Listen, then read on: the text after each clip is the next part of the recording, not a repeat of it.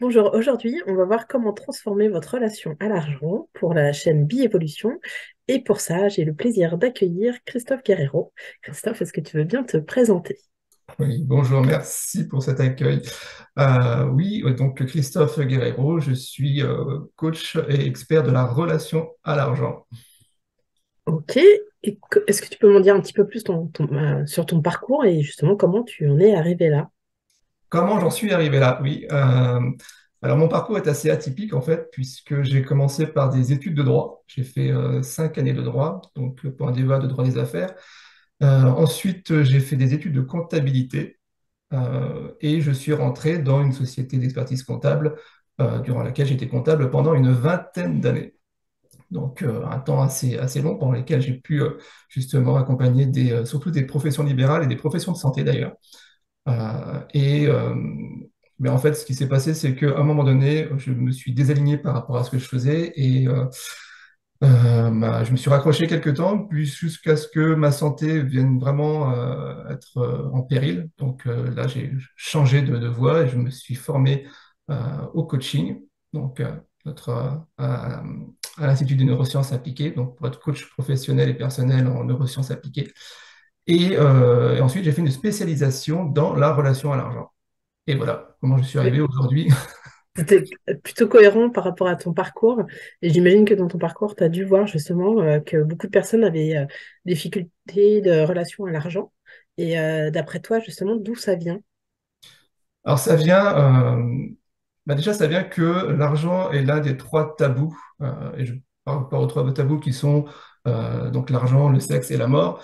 Je crois que pour moi, pour ma part, je pense que c'est même le tabou le plus puissant, puisque je me faisais la réflexion d'ailleurs hier que euh, on a eu, c'était les années 80, donc 48 ans, donc moi j'étais au collège dans les années 80, et bien on a commencé à avoir de l'éducation sexuelle. Enfin, c'était les premiers cours. Pour autant que je sache, aujourd'hui, jusqu'à aujourd'hui, il n'y a toujours pas d'éducation financière dans les collèges ou même en école primaire. Donc, pas d'éducation financière, forcément, on va se former sur le tas et on va c'est notre construction en fait durant notre enfance qui va être comme ça. On va se former en fonction des expériences qu'on va avoir, de nos propres expériences, mais également et surtout par rapport à notre éducation par nos parents, qui vont nous éduquer sur ce qu'est l'argent, et on va recevoir toutes les croyances que ont reçues également nos parents aussi. Donc Ouais. voilà, c'est toutes ces croyances qui s'accumulent qui vont faire que aujourd'hui notre relation à l'argent peut être plus ou moins toxique, plus ou moins bloquant. Ok, effectivement, j'imagine que quand nos parents ont l'éducation, ont- ce sont eux, ont fini par se former d'une manière ou d'une autre, en tout cas, ont développé leur intelligence financière, on va dire ça comme ça. J'imagine qu'ils peuvent plus facilement transmettre à leurs enfants, alors que quelqu'un qui n'a jamais eu d'argent ne sait pas comment le gérer et voilà, ne va pas savoir comment transmettre à ses enfants. J'imagine que c'est un petit peu ce genre de schéma qui se reproduit. Oui, c'est ça, en fonction de la propre éducation financière de nos parents, on va avoir un schéma plus ou moins soit ouvert, soit plus ou moins bloquant. Malheureusement, ce qu'on peut voir, c'est que c'est très souvent plutôt bloquant parce qu'on a des racines à la fois religieuses, culturelles, qui sont en France, même en Europe, c'est du judéo-chrétien, donc avec cette notion de péché dans la Bible. Je cite très fréquemment cette citation de la Bible qui est: Il est plus facile pour un chameau de passer par le chat d'une aiguille qu'un riche d'accéder au royaume de Dieu. Ah ouais, Pour c'est donner un clair. peu la mesure du péché que peut être l'argent. Mm. On a également en France eu la Révolution française où on coupait quand même la tête des riches, Mm. les nobles étant les riches, plus ensuite toute cette période, cette grande période paysanne où encore une fois l'argent était tabou, était caché. Donc tout ça, ça fait qu'on a une éducation qui est plutôt, on va dire, des croyances qui vont être plutôt limitantes que des croyances qui vont être ressources. On va avoir le fameux, il faut travailler dur pour gagner de l'argent. Mm. Fameuse croyance, ouais. Ou alors aussi, je vois aussi beaucoup autour de moi les riches, c'est des méchants. Voilà, c'est le côté un peu. Voilà, heureux, voilà, il vaut mieux être pauvre et bien portant que riche et malade, on va dire. Voilà, toutes ces expressions, on en a des dizaines et des dizaines. L'argent ne se trouve pas sous le sabot d'un cheval. Euh, Ouais, voilà, l'argent ne fait pas le bonheur, voilà, voilà. classique. Donc voilà, tout ça fait qu'on va être plutôt avoir des difficultés à gagner de l'argent, ou en tout cas, soit à accepter de le recevoir, soit parfois au contraire à accepter de s'en défaire. Là, on est plutôt dans une notion de manque qui peut arriver. Hmm, tout à fait. J'imagine que dans des formations, les accompagnements que tu proposes, tu permets aux gens de se libérer de ce type de croyances et de réussir à aller vers plus d'abondance, j'imagine. Voilà. Euh, je, je voudrais d'abord, enfin, qu'on parle éventuellement de la notion de plafond de verre, si tu veux bien. Alors, la notion de plafond de verre, alors pour donner une définition du plafond de verre, c'est en fait une limite inconsciente qu'on se fixe, sur laquelle on ne va pas aller au-dessus. Pourquoi on ne va pas aller au-dessus? Parce que dans notre inconscient, il y a un risque, un prix à payer qui est trop fort, qu'on refuse. Donc c'est vraiment cette limite inconsciente qui se place, et j'insiste toujours, hein, c'est vraiment dans l'inconscient que c'est là. C'est pas très français d'ailleurs, ça, d'ailleurs dans l'inconscient que c'est. Et donc en fait, quand on va arriver à cette limite, il va y avoir toutes sortes d'alarmes qui vont se déclencher dans notre inconscient, qui vont faire qu'on va s'auto-saboter pour ne pas dépasser cette limite. Hmm, Donc, ça peut être une limite par rapport aux revenus, par exemple, hein, si on reste dans le domaine financier, hein, parce que ces plafonds de verre, on les met dans tous les domaines de vie. ouais, Mais donc, dans le domaine financier, ça peut être un plafond de verre de revenus. C'est-à-dire que quoi qu'on fasse, on ne dépassera jamais un certain revenu. hmm, Parce que si inconsciemment, si on dépasse ce plafond, bah, il risque de nous arriver quelque chose qu'on ne peut pas supporter. hmm, Euh, Ça peut être aussi un plafond de verre de fortune, de notre patrimoine. ouais, Euh, Encore une fois, on s'est mis un plafond dessus duquel, ben, si on dépasse ça, il va se passer quelque chose qu'on ne peut pas supporter, quelque chose de mal, il va nous arriver quelque chose qu'on n'est pas prêt à supporter. Euh, pour donner un exemple, que ce soit revenu ou que ce soit plafond de verre de fortune, imaginons que on ait la croyance que les riches, on parlait tout à l'heure, les riches sont des escrocs, les riches sont des ouais, malhonnêtes, les riches sont des profiteurs. hmm, Donc, des croyances qui sont assez fréquentes, que je retrouve assez fréquemment dans les coachings, hmm, et que dans notre croyance encore, être riche, c'est avoir 100 000 euros. Si j'ai 100 000 euros, je suis riche pour moi. Ou si je gagne 5 000 euros par mois, je suis considéré comme riche. Donc, pour moi, être riche, c'est un escroc, et gagner 5 000 euros ou avoir une fortune de 100 000 euros, c'est être riche. hmm, Donc, on va croiser les deux. Ça veut dire que si je commence à avoir un revenu qui approche les 5 000 euros, j'approche cette notion de richesse, et comme je ne veux surtout pas être riche, parce que je ne veux surtout pas passer par un escroc, eh bien, je vais me saboter. hmm, De la même manière, pour le plafond de fortune, dès l'instant que je vois que j'approche cette fameuse limite que je me suis fixée inconsciemment, bah, inconsciemment encore, je vais me dire, attention, je vais être riche, donc je vais passer pour un escroc. hmm. Donc, bah, surtout, il ne faut pas dépasser cette limite. Donc, je vais m'auto-saboter. Quand tu dis auto-saboter, ça veut dire que quelqu'un qui serait prêt à gagner 5 000 € par mois va faire en sorte de ne pas être embauché ou se faire licencier par l'entreprise C'est qui l'a ça. payé. Je vais faire en sorte de ne pas avoir une augmentation. Je vais faire en sorte que si jamais j'ai une prime, je vais tout perdre cette prime. C'est-à-dire qu'à un moment donné, bah, peut-être que je vais avoir une prime de chiffres ou autre, ou une augmentation. Eh bien, alors, même si je l'ai, je vais tout faire pour la dépenser, pour revenir à ces 5 000 euros de revenus. Hmm, Si je gagne au loto, par exemple, si je gagne les 150 millions à l'euro million, forcément, bah, je vais avoir largement dépassé cette limite inconsciente, eh bien, je vais tout perdre. Alors, soit je vais perdre le ticket, hein, c'est possible aussi. ouais. Voilà, le ticket est disparu. Je suis arrivé un jour trop tard, donc la date limite pour pouvoir encaisser est passée. Ou alors, donc, je vais tout dilapider, et c'est pour ça que d'ailleurs, souvent, les gagnants au loto se retrouvent au bout de 3 ans à avoir le Revenu qu'avant. même revenu qu'ils avaient 3 ans auparavant. Ouais, c'est fou, hein. Mais là, encore une fois, c'est J'ai dans souvent l'inconscient. entendu dire ça, ouais. Et il existe aussi un troisième plafond de verre, qui est le plafond de verre de visibilité. Hmm, Alors, c'est le plafond de verre de succès, on va dire aussi. ouais. On peut d'ailleurs le corréler avec les deux premiers plafonds de verre. C'est-à-dire que ce plafond de verre, c'est si je fais telle ou telle action, je vais être trop visible.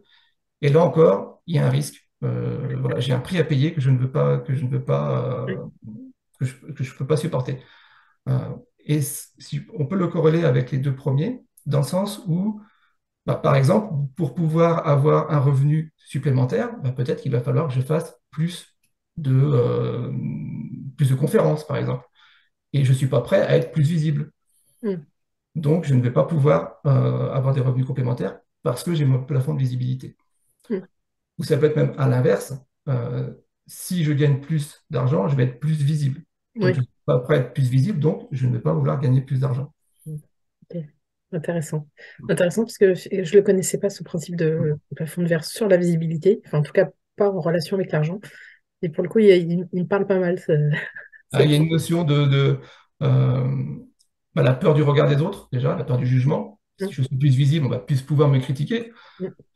Il y a cette notion aussi de peut-être qu'il va falloir que j'en fasse plus et je ne suis pas prêt, on va faire toujours plus. Mm.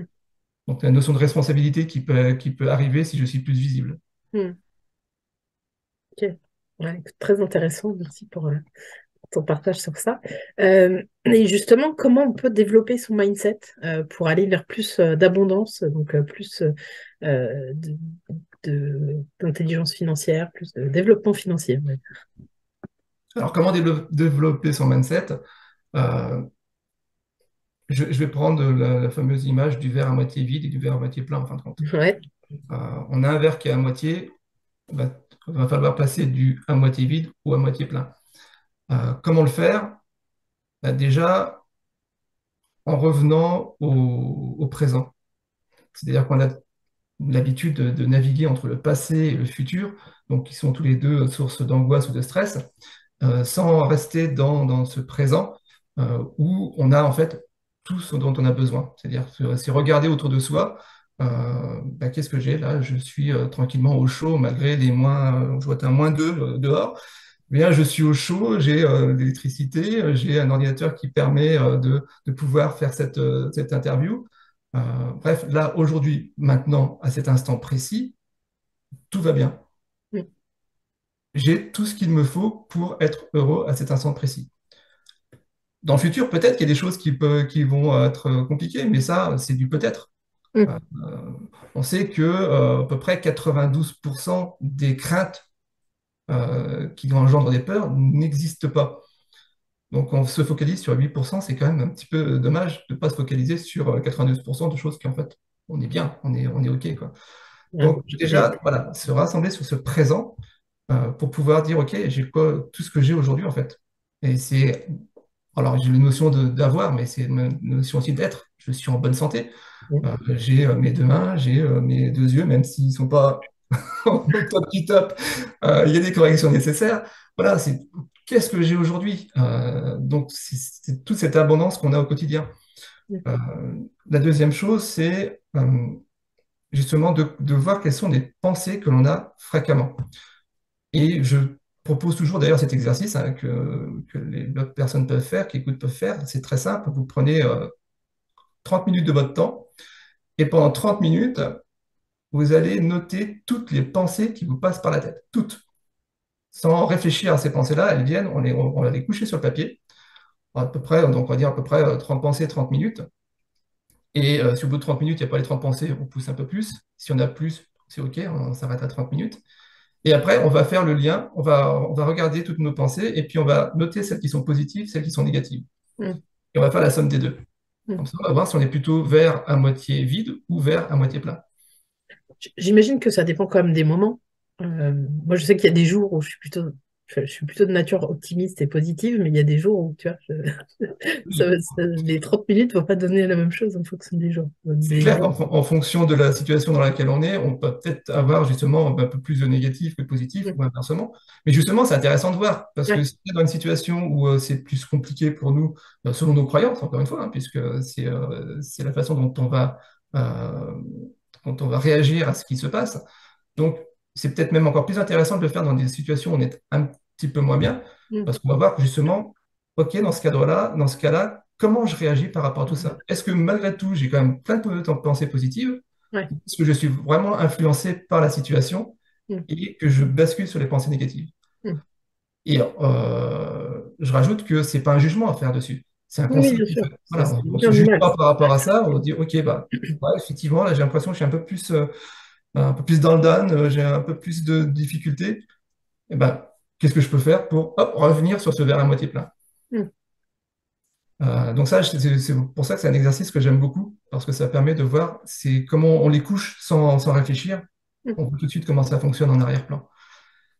Et troisième chose aussi qu'on peut faire pour justement être dans ce schéma d'abondance, ça je le prends de Ken Honda, qui est un expert de la relation à l'argent en Asie.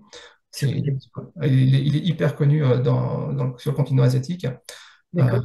il a pour principe le happy money, D'accord. l'argent heureux. Et il explique que, il y a déjà cette notion de revenu au présent, toujours, et Ouais. puis cette notion aussi de dire merci. Ouais. C'est le fameux arigato. Mais dire merci, non pas seulement quand on reçoit de l'argent, ce qui est déjà une bonne chose, hein, parce qu'on a des fois des difficultés à recevoir. Oui. Donc, c'est pouvoir justement accepter de recevoir et dire merci à cet argent qui vient à nous, mais également dire merci quand il s'en va. Bon, c'est des fois un petit peu Ah, plus d'accord. compliqué. Ok. Pourquoi? Parce qu'en fait, c'est pas qu'il s'en va, c'est qu'il se transforme en autre chose. Mm. Euh, je vais faire des courses, j'arrive à la caisse, j'ai un caddie plein de courses, je mets ma carte le petit lecteur. Il y a peut-être, on va dire, allez, 100 euros qui s'en vont, mais ils ne s'en vont pas s'ils sont Oui. transformés en tout ce que j'ai dans ce caddie. Donc, c'est de Ok. dire merci à cette possibilité de recevoir tout ça grâce à l'argent. Mm. C'est un peu ce que disait Einstein, c'est que rien ne se crée, rien ne se perd, tout se transforme. Oui. Ben Tout voilà, on vient de transformer une énergie argent en une autre énergie qui est de la nourriture, qui est une prestation de service, qui peuvent être des impôts aussi. Compliqué ça des fois. Surtout en France, on a des difficultés avec cette notion-là. Mais quand je paye des impôts, ça se transforme en infrastructure, ça Mm. se transforme en hôpitaux, ça se transforme en éducation nationale, ça se transforme en plein de choses. Mm. Même s'il y a des déperditions, même s'il y a des choses comme ça, ok. Mais au lieu de se focaliser sur les déperditions, bah, je me focalise sur tout ce que je reçois en échange des impôts que j'ai payés. C'est ça. Et quelque part, j'ai envie de te dire, si tu payes des impôts, c'est plutôt une bonne nouvelle. Ça veut dire que tu gagnes de Voilà. l'argent, en fait. Faut En essayer de le plus, voir plutôt comme ça. en Donc, plus à la base, c'est parce que tu gagnes suffisamment d'argent pour pouvoir contribuer à la société sous cette forme-là. mm, ok. Je trouve. Est-ce que tu as d'autres Donc, choses à dire sur l'abondance? voilà, non, c'est simplement ça, mais vraiment, c'est de prendre cette habitude. Elle est pas si évidente que ça, hein, Non. mais prendre cette habitude à chaque fois que je fais une dépense, comme à chaque fois que je reçois une dépense, c'est de dire merci ou arigato, si on veut prendre le terme japonais. Euh, mais c'est une gymnastique qui est intéressante parce que vous allez voir qu'au bout d'un moment, l'énergie change. Mm. Et on va, ah tiens, j'ai ça qui vient grâce à cet argent que j'ai pu acquérir dans un premier temps et dont je peux me défaire sans aucun problème, Mm. puisqu'en fait, c'est pas une perte, c'est simplement une transformation. Transformation. J'aime beaucoup l'idée. J'aime beaucoup l'idée. Je vais te partager aussi un truc que tu connaissais peut-être déjà aussi. Je ne suis pas fan du tout de Donald Trump, mais pas du tout.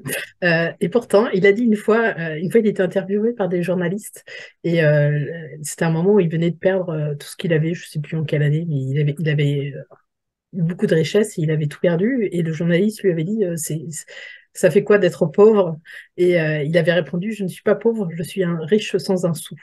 Et, Ouais. euh, et j'aime bien aussi, pour le coup, là, j'ai bien aimé cette phrase, de se dire aussi que c'est un état d'esprit de penser que tu aies ou pas de l'argent, d'avoir la mentalité et l'état d'esprit d'être riche. Et du coup, il a réussi à refaire sa fortune très rapidement. Il a déjà cet état Ouais. d'esprit. C'est tout à fait ça, en fait. Pauvre, c'est un état d'esprit. C'est vraiment cette réponse résume vraiment tout par rapport à ça. Donc, On peut ne pas avoir un sou en poche et être riche, même si pas forcément on était comme Donald Trump par un temps multimilliardaire et descendre à ne plus avoir de sous, mais il y a des personnes qui, toute leur vie, n'ont pas eu un sou en poche, n'ont pas eu en tout cas beaucoup d'argent sur eux, et qui pour autant ont eu une vie riche, qui ont été riches toute leur vie. Je pense à Mère Teresa, je pense à voilà, toutes ces personnes qui ont été vraiment, aussi, pour le coup, vraiment au service des autres, corps et âme, et qui pour autant étaient riches. Et je connais des millionnaires qui sont pauvres. Dans leur tête, ils sont Ouais, pauvres. Et donc, ils ont cette sensation de manque qui est ouais, toujours c'est ça. là, malgré leurs millions qui sont sur le compte. Mm. C'est ça. Et dans ces cas-là, ils peuvent avoir n'importe quelle somme, ça comblera jamais leur vide. C'est souvent une sorte de vide intérieur, quelque chose comme ça, souvent.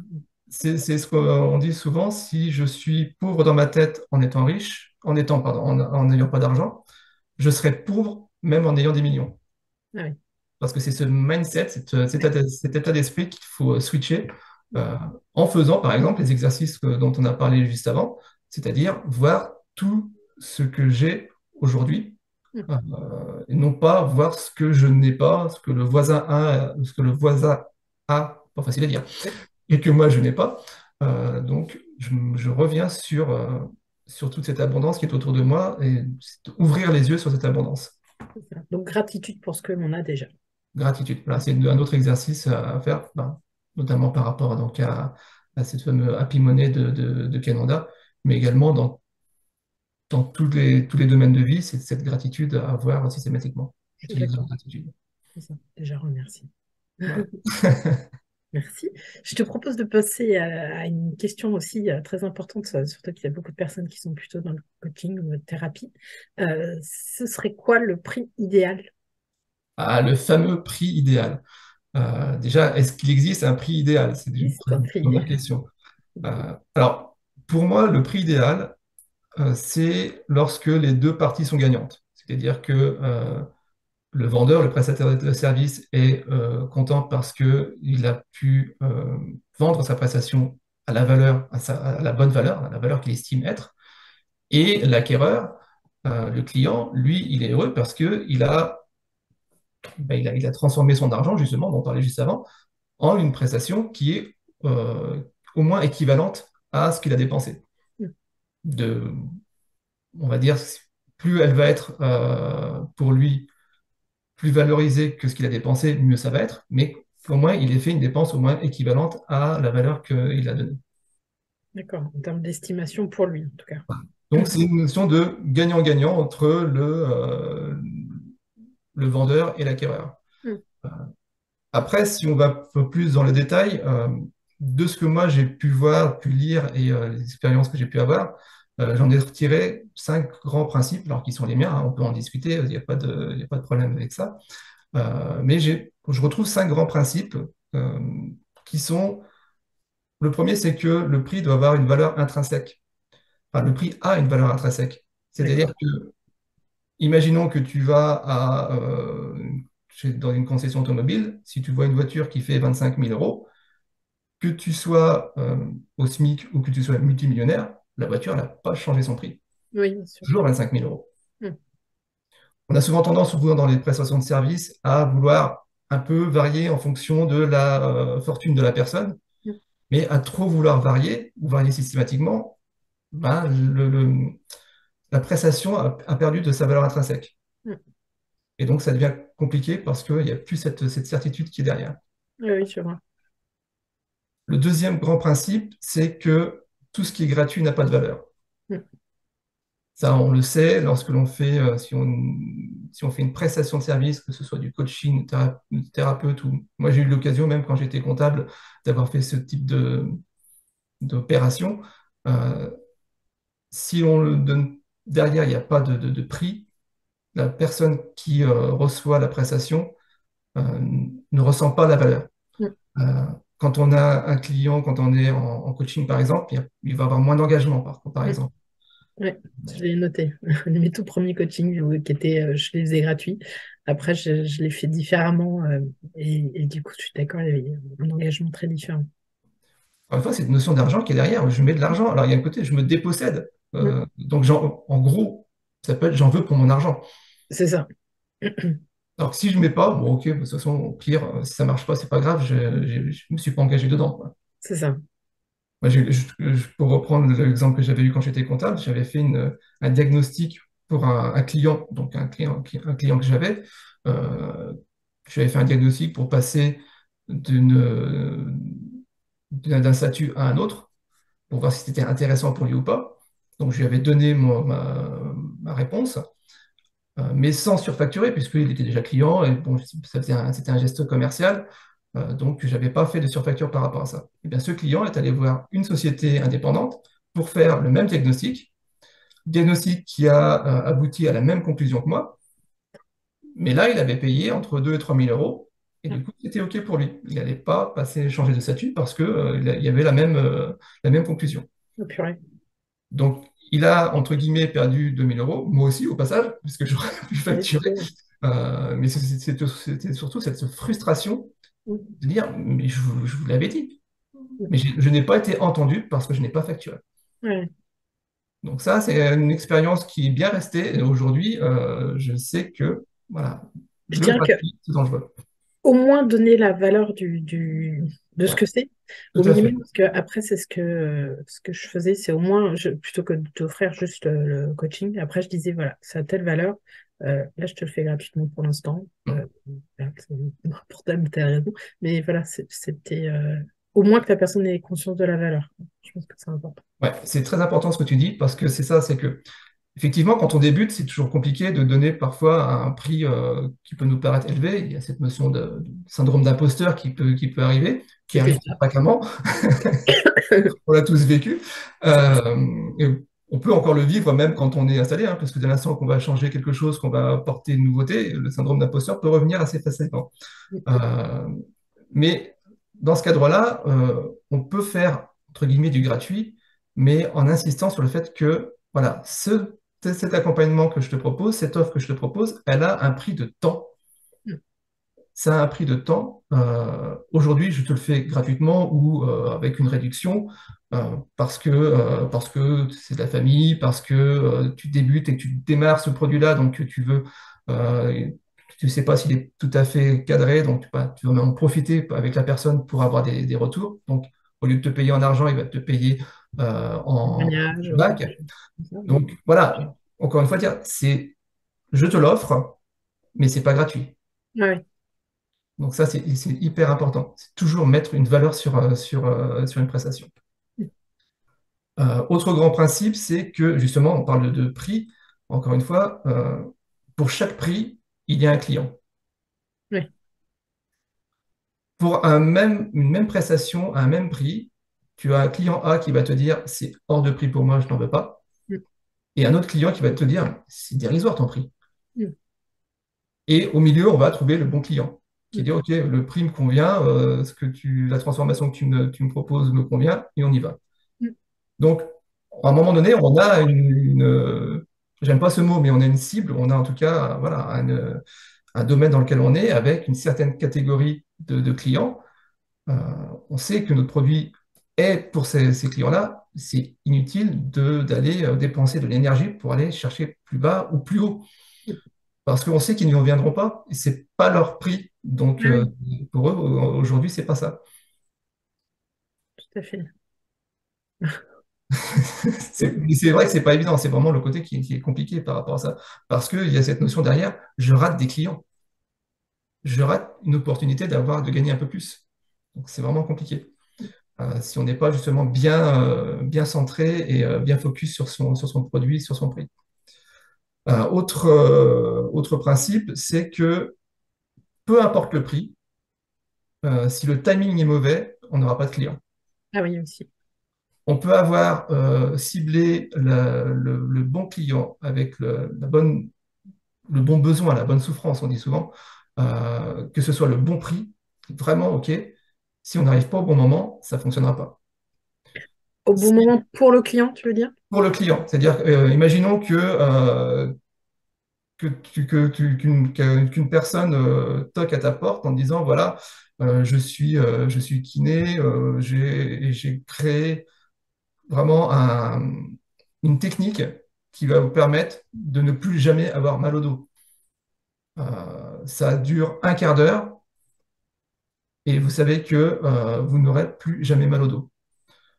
Eh bien, même si il facture ça 10 euros ou 15 euros, si j'ai pas mal au dos à ce moment-là, je vois pas, voilà, Ouais. c'est pas intéressant pour moi. Le produit peut être vraiment le meilleur produit du monde. Si c'est pas le moment, c'est pas le moment. Donc, d'où l'intérêt de du prix d'aller voir la bonne clientèle et d'aller au Oui, bon endroit. tout à Et, fait. ouais. Et puis, dernier grand principe, c'est, alors, je mets toujours dans la mesure du possible, parce que c'est en fonction en fonction des activités, c'est pas toujours possible, c'est on facture à la transformation et non pas à l'heure. Oui, La facturation à l'heure, c'est très souvent se tirer une balle dans le pied, parce que, alors pour plusieurs raisons. La première, c'est que quand on facture à l'heure, on est beaucoup plus sujet à la concurrence. Parce que ah oui, si un client cherche un prix, justement, eh ben, si moi je facture ma prestation 80 euros de l'heure, mais que mon voisin le facture à 70 euros de l'heure, ah bah, voilà, je vais aller là-bas parce qu'il y a 10 euros de moins de l'heure. Donc déjà, voilà, il y a cette notion de concurrence qui est beaucoup plus facile quand on parle quand on part, pardon, sur des bases tarifs horaires. Il y a aussi une notion d'engagement, encore une fois, surtout si je facture à l'heure que je fais payer à chaque fin d'heure. mm, Euh, et puis, si on est encore une fois, dans le domaine du coaching, de l'accompagnement, on sait très bien qu'il y a des séances où il va moins se passer de choses, parce que ça travaille mais en profondeur, mais ça ne se voit pas encore en surface. oui, Donc, si vous arrivez à la fin d'une heure où le client n'a pas eu l'impression d'avoir travaillé, ou qu'il n'y a pas eu de résultat, ben, ça va être plus compliqué pour lui de faire le chèque, et peut-être plus compliqué pour lui pour revenir. ouais. Je suis d'accord avec toi. Pour moi, ça n'a pas de sens de dire un coaching, ce serait 1 heure par-ci, par-là. Le client aussi peut justement sur une séance avoir ressenti beaucoup de frustration, beaucoup de difficultés, et puis avoir beaucoup d'émotions qui l'ont vraiment brassé et pour lesquelles il n'a pas envie de revenir. Ah aussi, ouais. Donc il est désengagé, comme il est au tarif horaire, bah ok, moi je reviens pas, quoi. Donc il y a la frustration du client qui va peut-être avoir eu l'impression d'avoir payé pour rien, Mm. et la frustration du thérapeute, du coach, du consultant, qui est là et qui dit, j'ai pas pu aller jusqu'au bout de ma prestation. Et puis on peut rajouter à ça tout le côté communication qui peut arriver ensuite. Donc, dans la mesure du possible, éviter la tarification à l'heure. Et même si c'est impossible, parce que je sais que dans certaines activités, on est obligé. Voilà, il y a un code déontologique, il y a un barème, donc on est obligé d'être sur la facturation à l'heure. Par contre, ça ne nous empêche pas, dans notre communication, de communiquer non pas sur la tarification à l'heure, mais sur la transformation qu'on va apporter. Super idée. Donc, on revient sur cette transformation, au maximum parler de transformation et non pas simplement, bah, écoute, moi, ça va vous coûter 60 euros de l'heure, 70 euros de l'heure. Voilà, déjà, ça va vous coûter, c'est pas le bon mot. Ouais, ouais. Donc, attention sur le vocabulaire également, on va plutôt parler Tu d'investissement que conseillerais de de dire dépenses. quoi, justement, alors? Eh bien, c'est vraiment parler d'investissement. Quand Oui, je fais une formation, quand je vais acheter une formation, j'investis sur moi, en fait. je suis d'accord, je le vois comme ça. L'investissement, c'est, encore une fois, je transforme mon argent en quelque chose d'autre qui va m'apporter. Une dépense, bah, c'est, voilà, je viens de jeter mon argent par la fenêtre. Mm. Oui, oui, tout à fait. Bon, ça va, alors déjà, j'ai bien cet état d'esprit où quand j'achète, j'investis.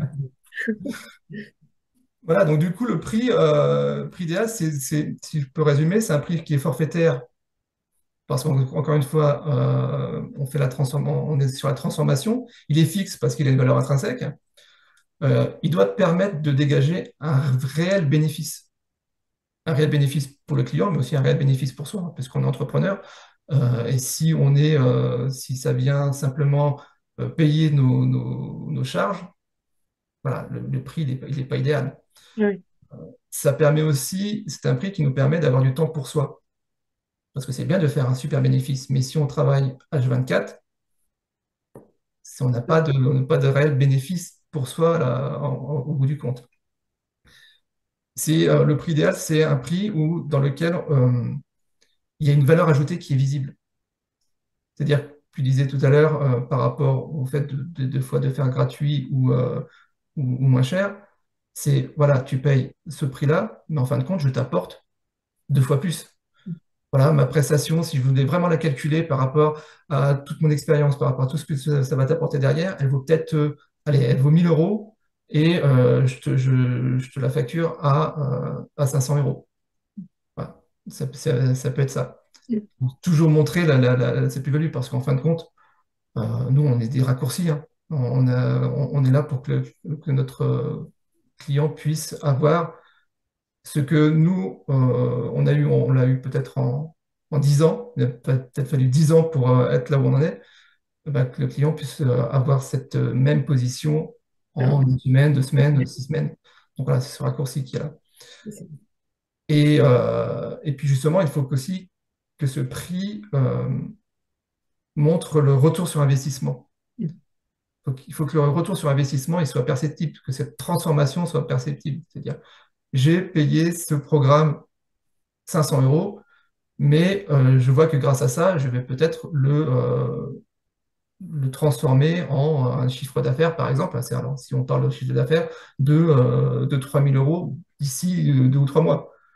Ou si c'est des programmes sur plus le bien-être, ok, j'ai payé ce programme 500 euros, mais par contre, je sais que grâce à ça, eh bien, j'ai pu perdre, je sais pas, j'ai pu perdre 10 kilos et je sais que je vais pouvoir stabiliser. Donc, ça va m'apporter tous les bénéfices qui sont derrière, parce qu'il y a le premier bénéfice, plus le bénéfice du bénéfice du bénéfice. c'est ça. C'est pour ça, je trouve ça très bien, effectivement, le principe de la transformation. Euh, ok. Est-ce que tu as d'autres choses à dire sur ce sujet? Comme ça, non, là, je pense que j'ai. Alors, on pourrait, hein, je peux parler Oui, oui, pendant des heures, ne serait-ce que du prix. d'ailleurs, justement, est-ce que tu peux nous dire comment ça se passe en coaching ou en atelier avec toi? Alors, je travaille effectivement sous deux formes, soit en accompagnement individuel, donc là où on va, dans un premier temps, travailler sur la relation à l'argent, forcément, et ensuite, on va aller plus loin. Quand je fais un accompagnement, généralement, il est sur 12 semaines. D'accord. C'est-à-dire que premièrement, on va justement aller voir toute cette notion de blocage, de relation à l'argent compliquée, et on va aller chercher les origines de tout ça, et on va aller défaire tous ces liens pour remettre l'argent à sa place, qui est une formidable énergie. Euh, une fois qu'on a fait ce premier travail, bon, on voit les croyances que l'on a, on va aller travailler sur soi, on va aller travailler sur nos valeurs, parce que ça, c'est quelque chose qui est incontournable. Donc, on va travailler nos valeurs, nos croyances, les peurs qu'on peut encore avoir. Et puis, on va travailler ce mindset d'abondance dont on a parlé, c'est-à-dire cette capacité à accueillir l'argent, augmenter notre capacité à accueillir l'argent, et puis également à le laisser partir, puisqu'on sait que c'est simplement un cercle, hein, il reviendra à un moment donné. Et donc, il y a derrière toute une notion d'éducation financière par rapport à ça, d'intelligence émotionnelle financière.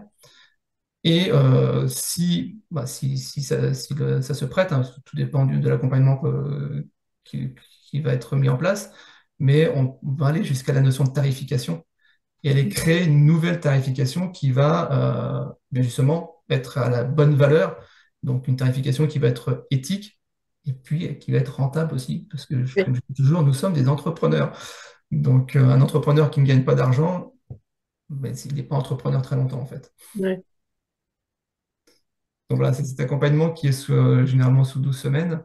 Je fais des accompagnements flash aussi, où parfois c'est juste pour se libérer émotionnellement justement de ces liens avec l'argent. Donc c'est un accompagnement sur une séance de 2 heures. C'est du flash. Là, on va vraiment travailler sur notre histoire avec l'argent, toute la construction, et on va aller défaire ces liens. Et puis, je fais aussi des accompagnements en groupe. Donc là, c'est des ateliers. Ouais. Euh, je vais en recommencer d'ailleurs en janvier où c'est 3 ateliers d'1 heure et demie. Je suis en train de voir si je peux pas légèrement modifier d'ailleurs ce format. Mais aujourd'hui, c'est des 3 ateliers d'1 heure et demie. Donc, on est des groupes de maximum 8 personnes où on va faire ces 3 piliers dont j'ai parlé, hein. Donc, Oui. la déprogrammation de la relation à l'argent, reprogrammation et ensuite toute la notion d'abondance. Et donc, c'est 3 ateliers d'1 heure et demie et 2 heures et demie de coaching individuel. Donc, ça fait 7 heures en tout. C'est un programme qui est court, mais qui permet d'avoir des très très bons retours, hein. Ok. Bah, super. Merci beaucoup pour ton partage.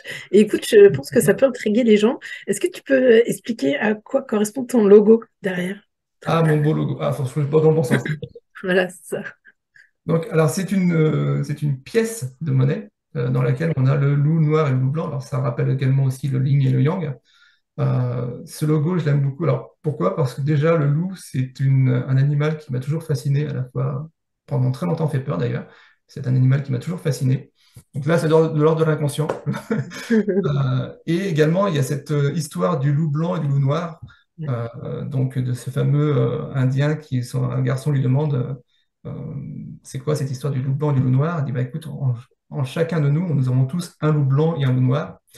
Le loup blanc, c'est la joie, c'est l'amour, c'est tout ce qui va vers l'extérieur. Et le loup noir, c'est au contraire, c'est la peur, c'est la colère, c'est tout le côté sombre que l'on peut avoir en soi. Et le petit garçon demande donc à l'Indien, mais et quel est le loup qui gagne en fait? Et l'Indien répond, c'est le loup que l'on nourrit le plus. Donc voilà, cette notion d'aller nourrir le loup blanc. Et il y a une autre petite, il y a beaucoup de symboles en fait dans ce simple logo, c'est que le loup noir, ça représente nos ombres. Oui. Et voilà, toutes ces parties qu'on ne veut pas être, on ne veut pas être, si je reprends sur le financier, on ne veut pas être radin, on ne veut pas être égoïste, voilà, des choses comme ça, on ne veut pas être escroc. Donc ça, c'est toutes nos ombres, c'est notre personnalité qu'on ne veut pas voir, et donc vers laquelle il faut aller pour pouvoir justement augmenter notre terrain de jeu. Et je donne pour terminer cette image que si on prend une lampe torche ou simplement une bougie, qu'on va vers l'ombre, bah, l'ombre s'éloigne toujours. C'est vrai. Donc accepter nos ombres et au contraire les embrasser pour pouvoir avoir une vie encore plus dans l'abondance. Bravo. Bah, écoute, merci beaucoup pour tous tes partages. Merci beaucoup pour cette interview très intéressante, très enrichissante. Je mettrai dans la description tes coordonnées pour que les gens puissent te contacter s'ils ont des questions sur le rapport à l'argent. Et j'espère donc à tout le monde que cette vidéo vous aura beaucoup plu sur la relation à l'argent et vous aura aidé à ce niveau-là. Donc, je vous remercie. À bientôt. Merci à toi. Au revoir.